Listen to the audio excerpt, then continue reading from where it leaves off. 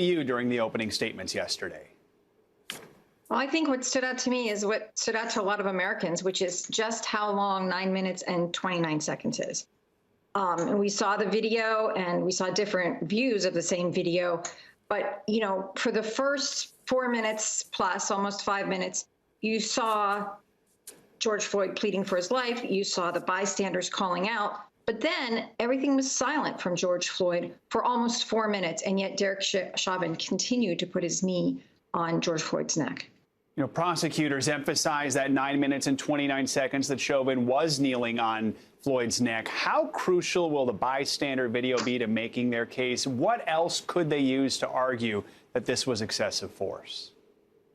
Well, I think the bystander video is very important. I mean, first of all, we're getting more than one view of the incident, which I think is very helpful to see. But it's not just what we see in the video. It's also what we hear, which is that the bystanders in real time are telling us what they see, and they are almost immediately concerned for the life of this person on the ground who is a stranger to them. You also, because of the bystander video, you actually hear George Floyd pleading for his life, and then you hear that deafening silence when he stops pleading. And finally, an important thing is you see the crowd, which I guess they're bystanders to the prosecution. They're a crowd to the defense, but they are not unruly. They are concerned, and I think that takes a lot out of what the defense argument is going to be.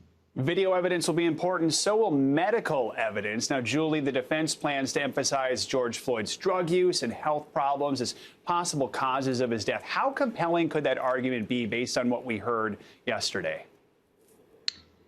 Look, it's a hard case for the defense, and the prosecution needs all of the jurors. They need a unanimous verdict, but all the defense needs is one juror. So it's hard to judge how compelling it is for all 12 of the jurors. Having said that, I think the prosecutor in the opening did a good job of saying, look, watch this death. This is not what a death by an overdose looks like.